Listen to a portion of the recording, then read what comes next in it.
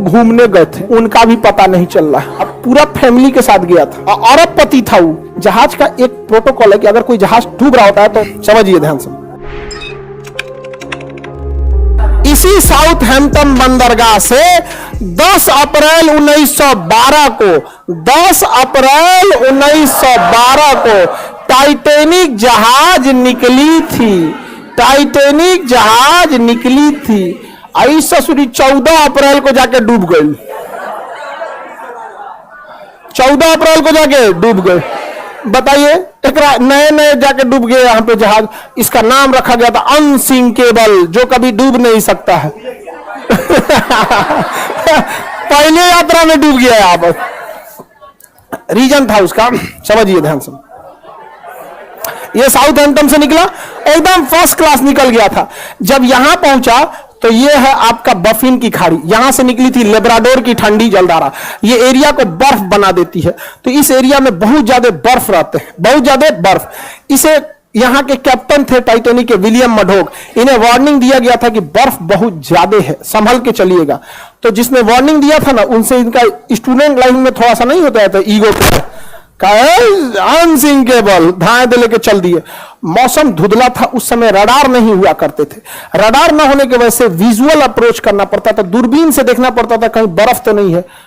अचानक से इन लोग को धुंधला धुंधला दिखा, देखा ध्यान से कि बाप रे बाप, बर्फ है। बर्फ बर्फ की खासियत है, जितना दिखता है उससे 9 गुना नीचे होता है। बर्फ का दिखने वाला भाग 1/10 और अंदर रहता है 9/10, यानी 10 भाग में 1 भाग दिखता है और 10 भाग में 9 भाग अंदर है। अब इनको ससुरा 3 मंजिला इतना बर्फ का चट्टान दिखा, तो 27 मंजिला नीचे होगा। और इस ससुरा तूने अभी वार्निंग दे रहा है कि टर्न मारो, टर्न टर्न मारो। टर्न मारते मारते मारते कितना इतना बड़ा आते इतना स्पीड में था कि टर्न मारा। और जब वो वार्निंग दिया तो कुछ देर बाद वहां सुना सब इंजन के पास शांति से घूम रहा था। अनसिंकेबल है हम यहाँ पे जाके लड़ा, अब पेंदिए फाड़ दिया उसका, पेंदी फाड़ दिया उसका। टाइटैनिक में हो गया सुराख। टाइटैनिक जहाज इतना जल्दी नहीं डूबेगी, कोई पानी वाली जहाज डूबने में कम से कम 7-8 घंटा लगाती है। एगो कटोरा तो नहीं डुबा के देखिए ना टब में, भागेगा इधर उधर। एगो पानी बोतल, एगो 5 लीटर का गैलन खोल दीजिएगा, उसको डुबाइएगा, देखिए जल्दी नहीं डूबेगा, एक आध मिनट तो भी ले लेगा।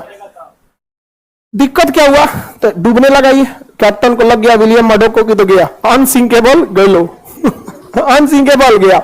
उसने कहा कि इवैक्यूएट, खाली कराया जाए। क्या किया जाए, खाली। तो जितने बिजनेस क्लास वाले थे, अमीर लोग, जिनका किराया लाख लाख रुपया था, उनको पहले लाइफ बोट में भरा गया। जिस लाइफ बोट की क्षमता 20 आदमी की थी, उसमें 2 आदमी को भेजा गया, 3 आदमी। अमीरों को दिक्कत ना हो, लेकिन हमेशा याद रखिएगा, रेडी फॉर वर्स्ट कंडीशन। जीवन में सफल होना है तो एक कंडीशन हमेशा याद रखिएगा, कुछ भी काम करने जाइए अपने आप से कहिएगा रेडी फॉर वर्स्ट कंडीशन, सबसे बुरे समय के लिए तैयार रहिए। और हम हिंदुस्तान वाले काहे डूबते हैं, एगो दुकान खोलेगा, कहेगा कि अच्छा खर्चा है 30,000, 50,000 तो आइए जाएगा। अरे तुम अच्छे कंडीशन के लिए रेडी हो, रेडी फॉर वर्स्ट कंडीशन। 30,000 का खर्चा अगर 10,000 भी नहीं आया और ऐसा 6 महीना अटक गया, लॉकडाउन लग गया, व्हाट विल यू डू? समझ में आ गया कि नहीं आ गया? रेडी फॉर वर्स्ट कंडीशन, हमेशा रेडी रहेगा। इसको लगा कि हम तो आराम आराम से निकालिए देंगे, तब तक टाइटैनिक बीच में से टूट गया। अब तो डूबने की रफ्तार बढ़ गई, अब हो गया अफरा तफरी, अब बोट हो गई कम। शुरुआत में जिसकी बोट की कैपेसिटी थी 20 आदमी की, उसमें भेजा 5 आदमी, 2 आदमी। बाद में वो 20 आदमी वाले पे उतार दिया 50 आदमी, वो डूब गया। अब इतना तेजी से टाइटैनिक डूबने लगा कि लोग लाइफ जैकेट पहन के कूद गए, उसमें भी कोई दिक्कत नहीं होता। बर्फ था, -2 डिग्री टेम्परेचर था, टेम्परेचर ठंडी से मर गया सब। ऐसे पानी में कूद जाते लाइफ जैकेट पहन के तो कोई दिक्कत नहीं था। बड़ी मछलियां ऊपर नहीं आती हैं, बड़ी मछली नीचे अपना ताम झाम करते रहते हैं। वो बड़ी मछली ऊपर काहे आने वाली है, ऊपर ज्यादा कूदती है, डॉल्फिन, वेल मछली। तो वेल मछली हम लोग को खाइए नहीं पाएगी, उसका मुंह इतना बड़ा नहीं होता, घोटने वाला मुंह छोटा होता है, ऐसे मुंह बड़ा होता है। जैसे इतना लोग हैं लोग ना, इस लाइन के एक बार में खा जाएगी वो, लेकिन घोट नहीं पाएगी, इतना बड़का मुंह खोलती है घोट। अब हम ही लोग हैं, हाथना मुंह में भर लेते हैं, क्या हड़ाक घोट पाते हैं? भरने का तो भर लिया, नहीं देखते कभी कभी पानी पूरी वाला 3 को घुसा देता मुंह में से। आदमी घूम जाता है, गुस्सा आराम से गिरा ना दूंगा, नहीं समझ रहे हैं? तो आधा आदमी ठंडा मार दिया, तो कुछ ही आदमी को बचाया जा सका, जबकि सबको बचाया जा सकता था। डूब गया अनसिंकेबल। जहाज का एक प्रोटोकॉल है कि अगर कोई जहाज डूब रहा होता है तो रॉकेट फ्लेयर छोड़ता है, रॉकेट छोड़ता है, मतलब वो सिग्नल है, रात में सिग्नल है, दिन में तो हॉर्न मारता है, और रात में सिग्नल। बगल से एक ब्राजील का जहाज गुजर रहा था, लगभग 80 से 100 किलोमीटर की दूरी पे था, गुजर रहा है। उसको लगा कि लोग पार्टी मना रहे हैं, रॉकेट छोड़ के पार्टी मना रहे हैं, छोड़ के चल दिया वहां पे। टाइटैनिक की कहानी खत्म। अभी एक आदमी टाइटैनिक को घूमने गए थे कि देखे कहां डूबल है, उनका भी पता नहीं चल रहा। अब पूरा फैमिली के साथ गया था, अरबपति था वो।